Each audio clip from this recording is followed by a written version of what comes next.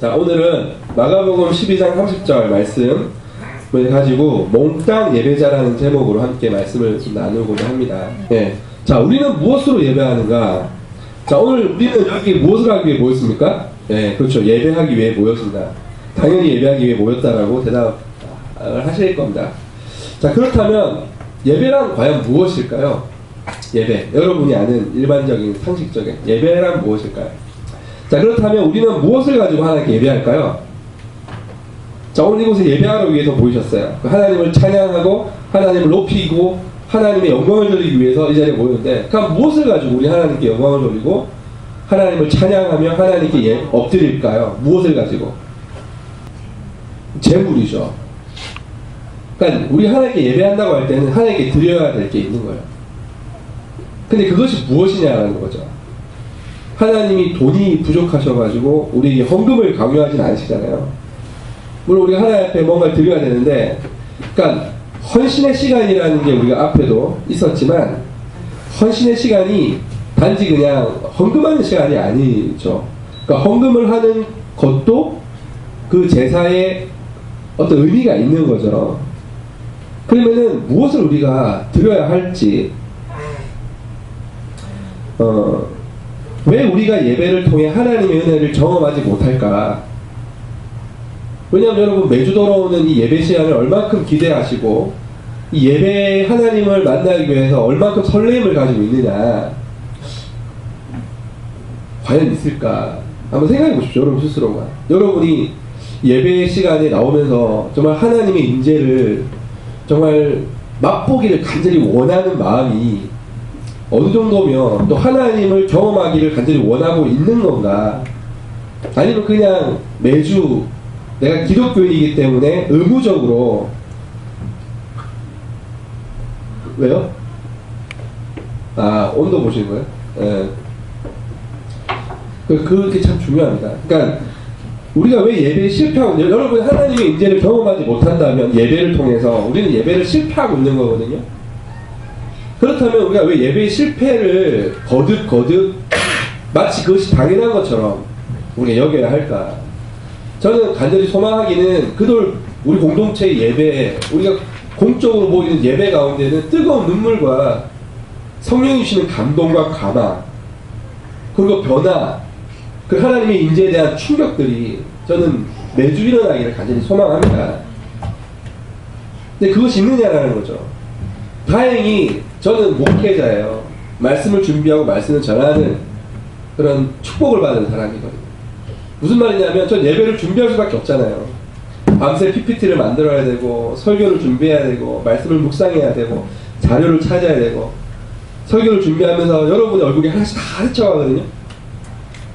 그러면서 이 말씀은 누구에게는 이렇게 적용될 수 있겠다, 누구에게는 이렇게 적용될 수 있겠다, 이거는 정말 그 친구한테 꼭 필요한데 그 주에 근데 딱 주일날 안 오고 이러면 왠지 섭섭하고 들었으면 좋겠는데, 또 그러면서도 그래, 내가 먼저 바로 살아야지, 내가 이렇게 살면 안 되지, 이런 생각을 많이 하게 된다고요. 그래서 저는 이 예배 자리에 오면 늘 감동이 있어요. 감동이 있습니다.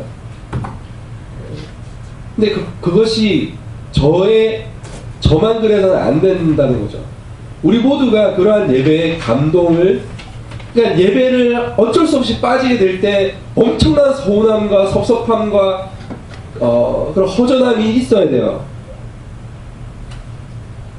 저는 이제 밤에 출근을 하잖아요. 이제 밤새서 이제 일을 하는데, 그래서 밤에 꼭 이제 저희 가족들하고 이제 페이스타임을 합니다. 노트북으로 페이스타임을 하는데, 매일 보는데도 좀 짠해요, 마음이. 내가 저기 있어야 되는데 난 왜 여기 있을까? 그러면서 이제 막 하나 막 울고 막 그냥 그러고 있으면 좀 마음이 짠해요.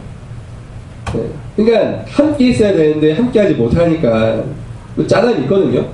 여러분이 예배에 우리 교회 공동체를 보지 못해서, 우리 지금 우리 총무님, 우리 집사님, 우리 임집사님이 지금 거의 2달 자리를 비우셨어요. 저는 개인적으로 굉장히 보고 싶어가지고, 밥도 같이 먹자 하는데 너무 바쁘셔가지고 그럴 기회를 못 잡고 오늘 처음 뵙는 건데, 많이 보고 싶어 해야 되거든요. 네. 근데 오늘 집사님 딱 들어오실 때 보니까 오랜만에 와서 그런지 되게 좋아하시더라고요. 그런 좀 짠함이 우리에게 있어야 되는데 있느냐? 우리가 하나님을 정말 만나기를 간절히 바라는 저는 그러한 간절함이나 기대감이 우리 안에 있느냐? 우리가 예배자의 성공자가 되려면 과연 우리는 어떻게 해야 예배에 성공할 수 있을까를 우리가 살펴보면 되겠죠. 그래서 먼저는 예배 실패자들은 어떻게 예배에 실패하고 예배 성공자들은 무엇 때문에 예배에 성공하는지를 우리가 먼저 살펴보기를 원합니다. 우리가 그 창세기를 보면서 이 문제는 사실은 좀 깊이 있게 다뤘던 내용이긴 해요. 하지만 다시 한번 우리가 되짚어 보도록 할게요. 먼저 창세기 4장 3절 7절 말씀을 제가 한번 읽어보겠습니다. 세월이 지난 후에 가인은 땅의 소산으로 제물을 삼아 여호와께 드렸고 아벨은 자기도 양의 첫 새끼와 그 기름으로 드렸더니 여호와께서 아벨과 그의 제물은 받으셨으나 가인과 그의 제물은 받지 아니하신지라. 가인이 몹시 분하여 안색이 변하니 여호와께서 가인에게 이르시되 내가 분하여 함은 어찌 됨이며 안색이 변하면 어찌 됨이냐. 내가 선을 행하면 어찌 낯을 들지 못하겠느냐. 선을 행하지 아니하면 죄가 문 앞에 엎드려 있느니라. 죄가 너를 원하나 너는 죄를 다스릴지니라. 자, 하나님께서 왜 가인의 제사를 받지 않으시고 아벨의 제사만 받으셨을까? 자, 보통 우리가 흔히 들었던 내용은 뭡니까?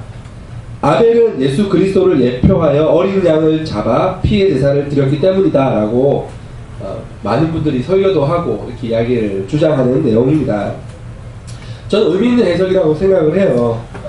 하지만 이 구약의 사건만 두고 볼 때 좀 문제가 있는 것은 아닐까라는 생각도 해봅니다. 그 이유는 구약의 제사법에 하나님께서는 꼭 피의 제사만 받으신다는 내용이 없다는 거예요. 또한 예수님을 알지 못하는 가인에게 어떤 구속사적 관점, 예수 그리스도의 십자가의 피 흘리심의 구속사적 관점을 가지지 못한 죄를 과연 물을 수 있을까? 왜냐하면 가인은 예수님이 모르잖아요. 오실 예수님을 전혀 모르는 입장에서 양을 잡지 못했다고, 피를 흘리지 못했다고 해서 그 죄를 물을 수 있느냐 라고 보기에는 좀 어려움이 있다는 거죠. 두 번째로 많이 주장되는 것이 이 아벨이 양의 첫 새끼, 저 요구하는 거 아니죠? 양의 첫 새끼, 저기 왜 저를 옮겨졌네? 양의 첫 새끼를 드렸기 때문이라고 주장하는 게 있어요. 하지만 모세 오경에 규정된 우양의 첫 새끼를 하나님께 바치라는 규정이 있긴 있어요. 하지만 이것을 아벨 시대에는 없었죠. 이런 규제가 없었단 말이죠. 가인은 농사를 짓는 농부인데 어떻게 양의 첫 새끼를 드릴 수 있겠습니까? 그죠? 물론 이제 성경에 보면 곡식의 첫 단을 드리라는 규정이 있긴 했어요. 하지만 이 또한 레위기의 제사법을 소급 적용하기에는 어려움이 있다라는 것입니다. 자, 이러한 논리라면 굳이 하나님께서 모세를 통해서 제사법을 규정하실 필요가 없을 테니, 그죠? 없을지도 굳이 필요 없잖아요. 왜냐면 다 옛날부터 과거로부터 구전으로 내려왔다면 그 정해놓을 필요가 없다는 거죠. 무슨 말이냐면 이 레위 시대에 만들어진 이 제사법을 가인의 시대에 소급 적용하기에는 좀 억지로움이 있다라는 거죠. 자, 그렇다면 왜 하나님께서는 이러한 이유가 아니라면 왜 가인의 제사를 받지 않으시고 아벨의 제사만 받으셨을까? 창세기 4장 3절에서 7절의 그 이유에 관한 실마리들을 찾아볼 수 있는데요. 여기 보면 아벨과 그의 제물, 그리고 가인과 그의 제물, 그러니까 사람과 제물을 묶고 있습니다. 그죠? 그러니까 가인의 제물이 아니라 가인과 그의 제물이잖아요. 여기서 우리가 힌트를 발견할 수 있는데, 이는 하나님께서 제물만 받으시는 것이 아니라 사실상 그 제물을 드리는 그 사람을 함께 받고 계신다라는 걸 우리가 알 수가 있습니다. 이는 예배하는 자의 마음을 주님은 받으신다는 뜻이죠. 그 사람을 받는다는 것은 그의 육체만을 이야기하는 것이 아닙니다. 그죠? 그의 삶, 전인격을 몽땅 받으신다라는 겁니다. 그러니까 내가 어떠한 마음으로 예물을 준비하고 어떠한 삶의 과정을 거쳐서 하나님 앞에 예배드리는 이 자리까지 왔느냐, 이 모든 것이 하나님께서 받으시는 뭐다? 재물이라는 거죠. 그렇다면 가인의 마음과 삶을 살펴보면 왜 하나님께서 가인의 예배를 받지 않으셨는지를 우리가 알 수 있습니다. 자, 가인의 예배를 하나님께서 받지 않으시자 본문의 오늘 성경 구절을 보면 가인이 몹시 분하여 안색이 변하였다고 성경은 말하고 있습니다. 열받은 거죠. 하나님께서 가인 자신의 예배를 받지 않으시자 가인은 굉장히 열이 받았는데 그 안색이 불구락 푸르락, 그러니까 눈에 드러날 정도로 그냥 화가 난 것을 우리가 확인할 수 있어요.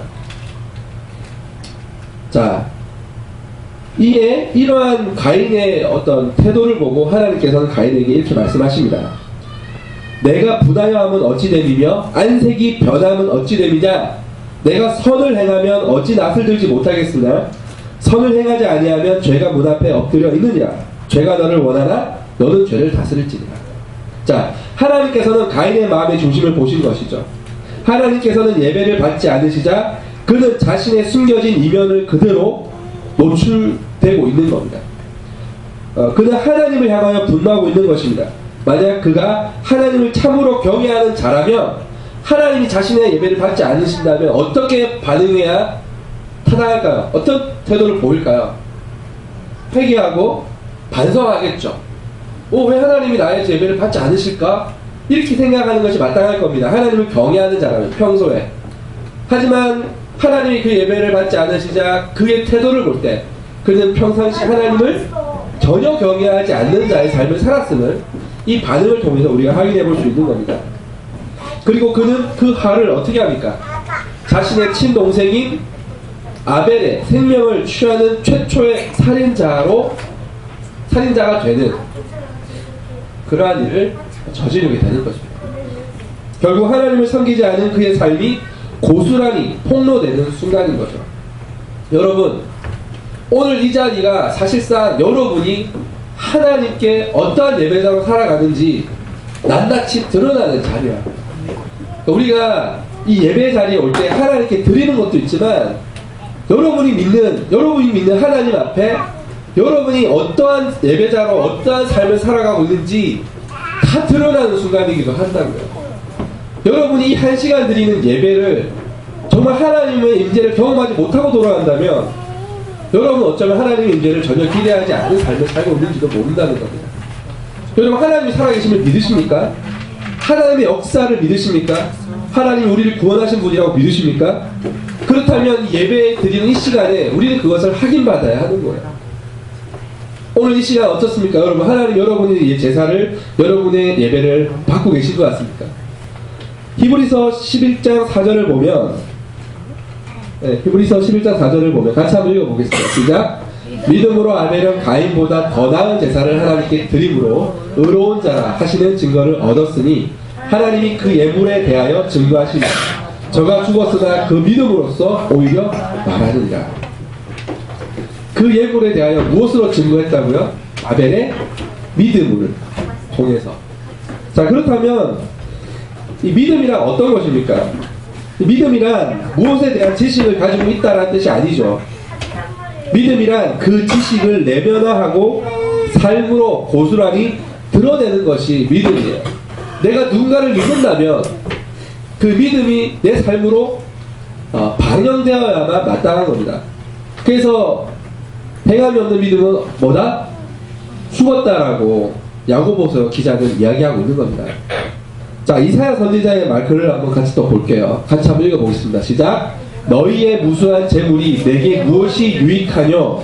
너희는 스스로 씻으며 스스로 깨끗하게 하여 내 목전에서 너희 악한 행실을 버리고 행악을 그치고 선행을 배우며 정의를 구하며 학대받는 자를 도와주며 고아를 위하여 신원하며 과부를 위하여 변호하라. 그러니까 연약한 자를 위하여 행함의 믿음의 실천을 하라는 거죠.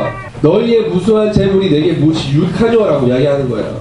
그러니까 너희의 삶이 믿음의 삶을 살아내지 않는 너희의 삶이 너희가 드리는 예배로 내게 바쳐진 재물이 무익하다는 겁니다. 의미가 없다는 것을 성경은 우리에게 말해주고 있는 거죠. 진정한 예배는 그러므로 내 자신을 몽땅 드리는 예배자로 살아가는 것, 그것이 바로 참된 예배인 것을 우리가 알 수 있습니다.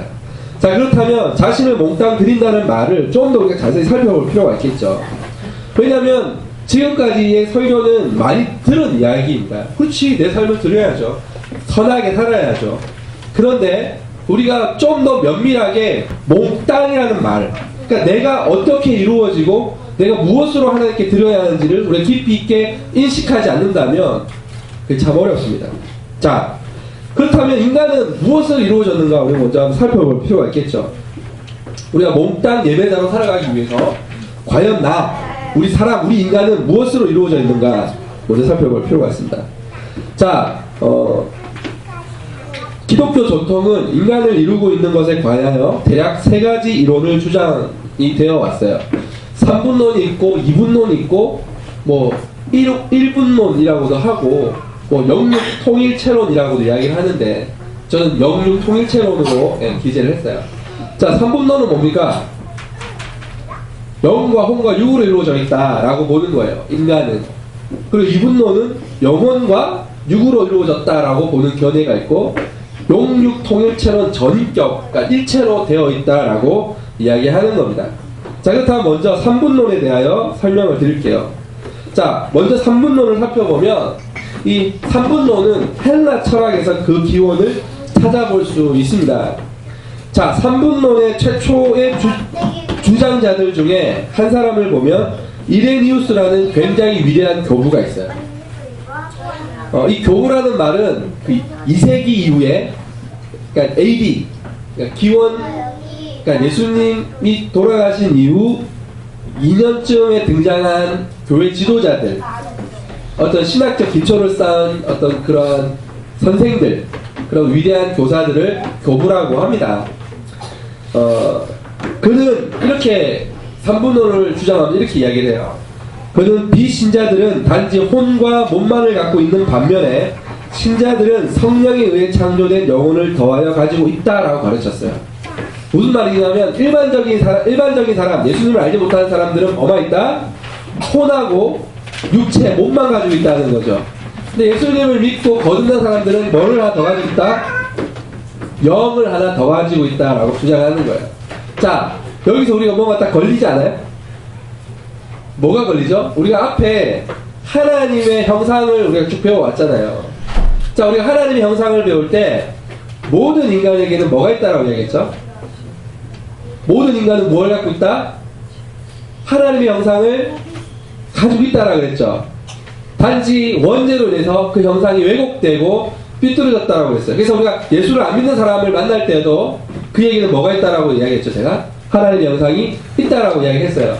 근데 이 3분론의 주장을 보면 뭐가 없는 거죠? 영이 없는 거예요.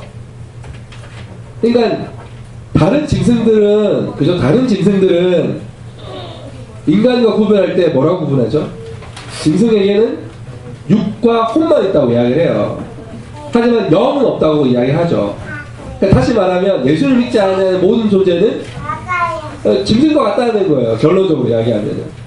예수를 믿지 못할 때 인간은 동물과 다를 바 없는 존재가 되는 거죠. 여기 문제가 생기는 거예요. 근데 이것이 나중에 쭉 이러한 3분론자들이 계속해서 이 3분론을 주장하고 근래에는 중국의 굉장히 유명한 신학자인 워치만이라고 혹시 들어보셨어요? 영에 속한 사람이라는 책 혹시 보셨습니까? 굉장히 유명한 책이에요. 영에 속한 사람이라는 책을 쓴 워치만이라는 신학자가 대표적인 3분론자예요. 그래서 이분의 책을 읽어보면, 이분의 주장을 보면 영은 거룩한 것이고 육은 더러운 것이다 라고 주장을 합니다. 그런데 우리가 지금까지 살펴본 앞에, 그러니까 우리가 하나님의 형상이나 어떤 죄론을 쭉 살펴볼 때 3분론은 아마 여러 가지로 이러한 점에서 문제가 있는데, 3분론의 문제는 첫째로 인간의 당일성에 위반된다는 것이에요.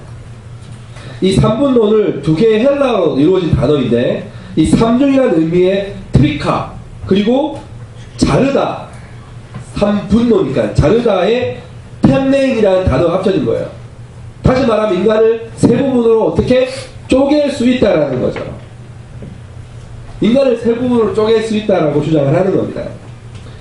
그러므로 사분자들은 어떤 사람들은 영혼을 갖고 있고 또 어떤 사람들은 갖고 있지 않다라고 말하는 거죠. 자, 이는 하나님의 형상이라는 신학적 의미와 상충된다는 걸. 두 번째로 이 삼분론을, 왜냐하면 삼분론을 제가 오늘날 많은 사람들이 인간을 이루고 있는 걸 삼분론으로 해석을 많이 해요. 우리나라가 워치만의 영향을 굉장히 많이 받았습니다, 사실은. 자, 영혼과 육체 사이의 대립을 전제를 합니다. 그러니까 쉽게 말해 육은 악하고 아까 말했듯이 영은 선하다식의 논리로 말을 하는 거예요. 이런 전제를 가진 성도들이 쉽게 범하는 오류가 뭡니까? 바로 성과 속을 구별하는 거예요. 교회는 거룩한 것이고, 그러니까 지금 설교하고 있는 제 입은 거룩한 것이고 이 마이크는 속되다, 뭐 이렇게 구분하는 거예요. 쉽게 말하면.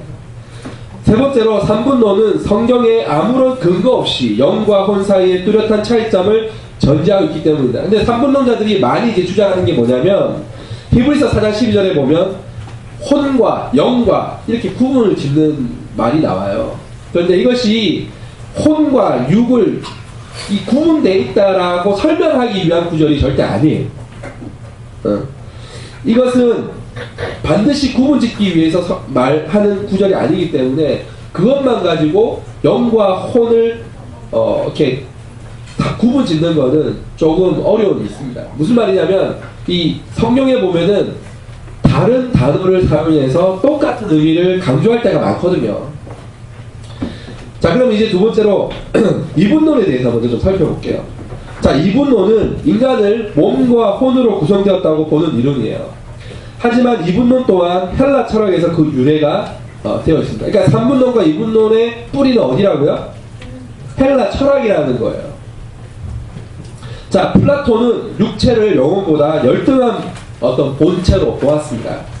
그러므로 사람이 죽으면 육체는 단순히 분해되어 버리나 이성의 영혼은 하늘로 되돌아가서 영혼이 계속적으로 존재한다라고 봤어요. 그러니까 우리가 알게 모르게 헬라의 어떤 철학적인 어떤 사유가, 생각들이 이 기독교 신앙과 많이 접목돼서 변질된 부분들이 상당히 많다는 걸 우리가 확인해 볼 수가 있는 거죠. 다시 말해 영혼은 매우 좋고 선한 것이며 육체는 완전 파멸될 열등한 어떤 것으로, 그러한 존재로 보고 있습니다. 자, 인간을 삼분론이나 이분론적 견해로 바라볼 때 다음과 같은 흔한 오류들을 우리가 범하게 됩니다. 세상은 무조건 악하고 교회는 거룩하다는 편견에서 시작된 세계관인데요. 이런 관점에서 보면 세상 노래는 무조건 악하다는 거죠. 그러니까 우리가 아까 헌신의 시간에 무성 형제하고 우리 시모 형제가 사실상 세상 노래를 부른 거잖아요. 그러니까 있을 수 없는 일이 벌어진 거예요. 이단이 되는 거죠, 바로. 어떻게 하나님께 드리는 거룩한 예배 시간에 세상 노래를 부를 수 있느냐라고 이야기를 하는 거예요. 제가 어릴 때 부산에서는 거기는 이제 장로교 중에서도 이제 고신파가 굉장히 자리 잡고 있는 그런 어떤 분위기예요. 근데 고신파는 굉장히 보수 중에서도 왕보수예요. 어떤 의미에서는 좋은 거죠. 신사참배 안 했다고 굉장히 이제 자부심을 가지고 있는, 그러니까 굉장히 좋은 교단입니다. 그런데 이제 너무 이제 극단적으로 설명을 하다 보니까 어떻게 이야기하냐면 주일날은 버스도 타면 안 되고 짜장면도 사 먹으면 안 되고 이렇게까지 이야기를 했다고요. 왜냐하면 돈을 쓰는 걸 일한다고 본 거예요. 그러니까 안식일을 거룩히 지키라고 그랬잖아요. 안식일에 일하지 말라고 돼 있잖아요. 그런 식 논리로 이제 가는 거예요. 이러한 그것이 바로 인간을 무엇으로 보느냐에 따라서 설명이 될 수 있는 거죠. 그리고 이제 이 장로교가 또 쪼개진 이유 중에 하나가 뭐냐면 악기파와 무악기파로 나눠져서 그런 거예요. 무엇으로 나누냐면 예배 시간에 피아노를 칠 수 있느냐 없느냐로 교단이 갈라진 거예요. 피아노는 쳐도 된다라고 하는 게 악기파. 피아노를 어떻게 거룩한 예배 시간에 저런 세상 악기를 가지고 노래하느냐라고 주장했던 것이 무악기파. 실제로 교단이 둘로 쪼개졌어요. 그러니까 이것이 이 세상을 성과 속으로 나누는 이 이원론적 헬라적 철학에서 유래된 거예요. 사실은 기독교의 사상이 아니에요. 왜냐하면 성경에 보면 출애굽하고 나서 그러니까 이스라엘 백성들이 애굽의 노예로 살다가 출애굽하잖아요. 그리고 홍해를 바다를 가로질러서 탈출한다고요. 그리고 그들이 하나님 앞에 찬양하며 예배드리는 장면이 성경에 나오는데 그때 그들이 온갖 악기를 가지고 하나님을 찬양합니다. 근데 그들이 사용했던 악기들은 당시 이집트의 신들을 위하여 사용되었던 악기들이라고요. 비파와 수금과 꽹과리와 북과 뭐 이런 걸 가지고 팍 찬양을 합니다. 근데 그 악기들은 이집트의 신들을 위해 노래를 불렀던 쓰임받았던 악기들이라고요. 근데 하나님이 그 찬양을 듣고 불쾌하셔가지고 그냥 그들을 뭐라 하시거나 심판하신 게 아니에요. 그러니까 성경에서 이야기하고 하지 않은 논리를 가지고 마치 그것이 기독교의 진리인 것처럼 가르치고 있다라는 거죠. 거기서 오는 폐가 사실은 상당히 많이 있습니다. 이걸 좀 확장시켜 보면 육체 노동은 천하고 열등한 것이고 책상에서 보는 업무는 고상하고 우수한 것처럼 이분화시킬 수 있다는 거죠. 목사님은 영적인 것을 다루기 때문에 거룩하고 세상 직업을 가진 사람들은 덜 거룩하다라는 생각이 한국교회에 여전히 존재하고 있습니다. 그죠? 그래서 교회의 물건은 뭐라 그러죠? 성물이라고 하죠. 성물. 그래서 옛날에 교회에다가 쌀을 갖다 준 적이 있었어요. 그래서 교회에다 갖다 주는 쌀을 뭐라 그랬습니까? 성미라고 했어요. 거룩한 쌀이라는 거죠. 그리고 이게 성전이라고 이야기합니다. 여러분 이게 틀린 말이에요. 이건 예배 초소란 말이 제일 정확한 말이에요. 이게 성전이 되면 이곳은 거룩한 곳이어야 돼요. 그러니까 거룩한 곳은 이 건물 자체가 거룩한 게 아니죠. 그죠? 이걸 자꾸 성과 성을 나누는 거예요. 근데 이걸 나중에 어떻게 이용을 하냐면 이 가락한 인간들이 이걸 어떻게 이용하냐면 세상은 원래 악하기 때문에 교회 안에서는 거룩한 척하고 세상은 원래 악하기 때문에 세상에서 살아가는 건 어쩔 수 없이 죄를 범하는 것처럼 자기를 합리화하는 거예요.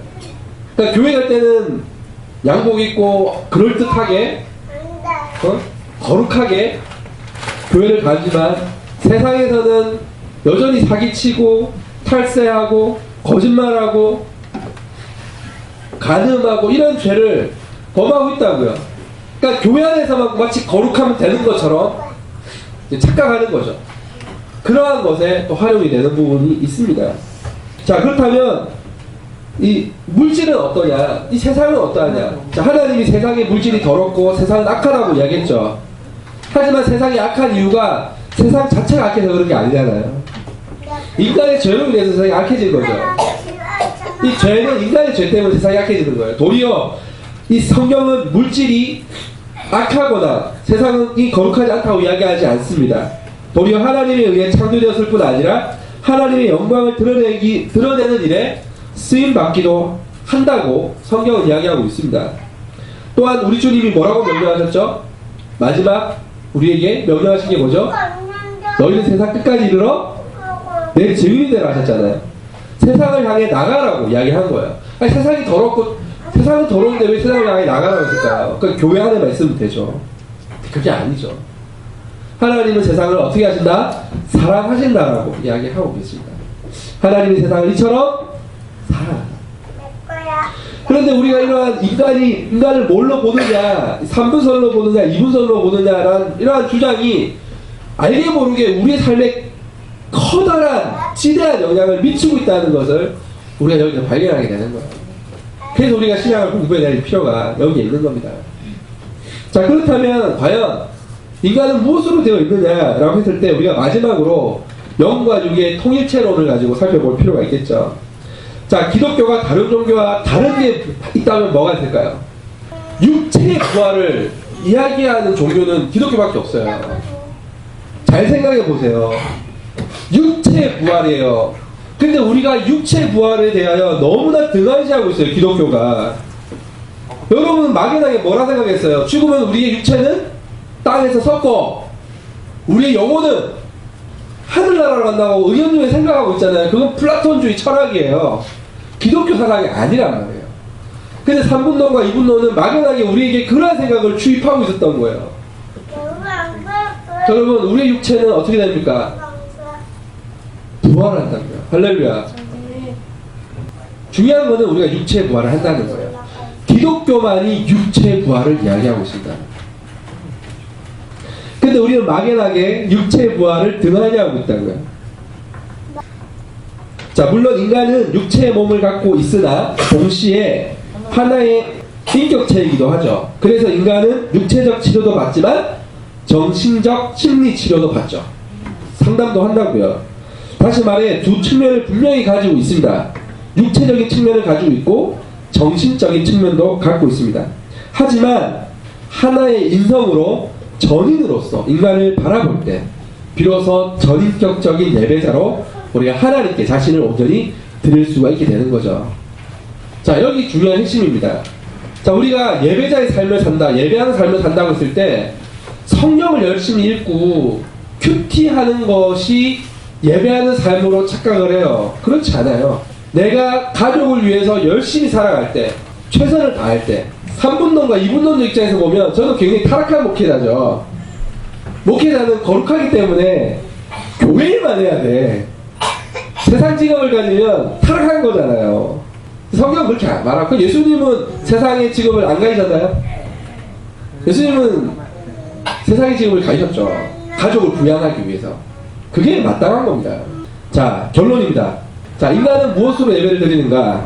같이 한번 읽어보겠습니다. 시작. 그러므로 형제들아, 내가 하나님의 모든 자비하심으로 너희를 원하노니 너희 몸을 하나님이 기뻐하시는 거룩한 산 제물로 드리라. 이는 너희가 드릴 영적 예배니라.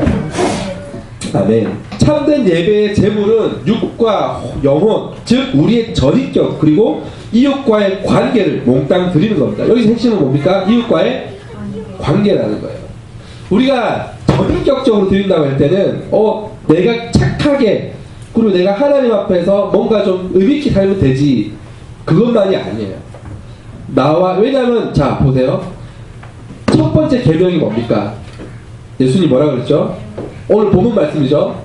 내 마음과 몸과 뜻을 다하여 주 너의 하나님을 사랑하라. 이건 뭡니까? 우리의 전인격, 금방 말한 우리 어떤 정신적인 그 육체적인 몸을 이야기하는 거죠. 그러니까 우리가 몸을 가지고 함부로 하면 안 되는 게 여기 있는 거예요. 우리 육체는 더러운 게 아니에요, 절대. 우리 정신과 우리 육체를 순결하게, 깨끗하게, 성결하게 우리가 보호해야 할 의무 여기 있는 거죠. 그리고 정신도 마찬가지예요. 하지만 여기서 더 나아가서 두 번째 율법이 뭐죠? 그와 같이 내 이웃도 내 몸과 같이 사랑하라. 이 두 개가 함께 하나님께서 가장 큰 율법이라고 예수님은 가르치셨어요. 그러니까 우리가 전인격적 예배하는 삶을 산다고 했을 때 나 하나만이 아니라 나와 관계 맺는 모든 이웃과의 관계도 하나님께 드려야 할 뭐다? 거룩한 제물이 되는 거예요. 그러면 우리는 모든 관계에 실패자가 돼야 돼요? 성공자가 돼야 돼요? 성공자가 돼야 되는 거예요. 왜 우리가 예배에 실패하는 줄 아세요? 나는 큐티도 하고 난 열심히 살아. 그런데 어려운 이웃을 내가 외면하고 살아간다면 그 예배에 실패자가 되는 거예요. 우리 교회 공동체에 어떤 형제나 자매가 어려움을 겪었어요. 어려움을 겪고 있어요. 정신적인 어떤 여러 가지 어려움도 있습니다. 물질적인, 육체적인 어려움이 있어요. 우리가 그걸 보고 모른 채 한다면 어떠한 우리가 화려한 예배를 드리고 어떠한 좋은 곳에서 예배를 드려도 하나님과 무관한 예배가 되는 거예요. 뿐 아니라 나의 가족들, 여러분은 여러분의 가족들을 얼마나 사랑하고 얼마나 챙기고 있습니까? 사실 저도 이 부분에서는 선뜻 잘하고 있다라고 말을 못하겠어요. 중요한 거는 잘하고 있고 못하고 있다는 게 아니라 생각을 하고 살아가느냐라는 거죠. 내가 너무나 바쁘기 때문에 내 하나도 챙기기 힘들다는 이유로 우리가 당연히 마땅히 사랑해야 될 누군가를 사랑하지 않는다면, 우리가 왜 하나님의 예배, 하나님의 인재를 경험하지 못하냐면 우리가 하나님의 뜻대로 살지 않기 때문입니다. 만약에 내가 누군가를, 내가 사랑해야 될, 마땅히 사랑해야 될 누군가를 사랑하기 시작하고 그들에게 신경 쓰기 시작하고 전화 한 통이라도, 엽서 한 장이라도, 편지 한 장이라도 진심을 다해서 우리가 서로를 돌아보기 시작한다면 매주 보이는 예배가 얼마나 하나님의 인재로 가득할까, 저는 그런 생각을 해봐요. 전인적 예배라는 것은 바로 이러한 관계를 분명히 이야기하고 있다는 걸 꼭 기억하십시오. 그러니까 성경에 보면은 형제와 화해하기 전에는 예배하러 오지 말라고 분명히 이야기하고 있어요. 형제와 다툼이 있다면 그 다툼을 해결하고 예배하러 오라고 그랬어요. 왜냐하면 내가 형제와 다툼을 해결하지 않은 그런 불안한 마음, 그런 원통한 마음을 가지고 이곳에 와서 예배를 드려도 아무 의미가 없다는 거예요. 하나님하고는 무관한 예배라는 거예요. 그러니까 차라리 예배 오지 말고 그 친구에 가서 사과하고 용서를 구하고 용서해주고, 용서를 먼저 안 구해도 용서는 먼저 해줄 수 있잖아요. 그런 마음을 가지고 이 자리에 나와야 된다는 거예요. 정말 여러분 하나님의 임재가 경험되는 예배 여러분 꿈꾸시지 않으십니까? 저는 그런 예배가 되었으면 좋겠습니다. 자, 왜 우리는 우리의 예배는 하나님의 임재가 없을까요? 왜 우리의 삶에 놀라운 변화가 경험되지 않을까요? 자, 혹시 여러분 아직도 여러분의 삶과 영적인 삶을 구분짓고 계십니까? 세상 속에서 삶 따로, 신앙생활 따로, 그런 신앙생활은 존재하지 않습니다. 여러분의 가정, 여러분의 직장, 그리고 사회 이 모든 곳에서 하나님께 드려지는 전인적 예배자의 삶을 살아낼 때 우리의 예배는 진정 몽땅 드려지는 참된 예배가 될 줄 믿습니다. 나의 삶의 제물을 받으시는, 하나님께서 나의 삶의 예배를 받으시는 그것이 확인되는 놀라운 삶. 이 예배 시간에 하나님의 임재가 여러분 정말 확인되는 거, 하나님의 임재가 정말 감당할 수 없을 만큼 벅차게 경험되는 예배, 그런 예배 멋지지 않습니까? 우리 그런 예배를 드릴 수 있어요. 오늘 이 말씀을 통해서 그런 예배를 경험하는 저와 우리 모두가 되기를 간절히 축원합니다.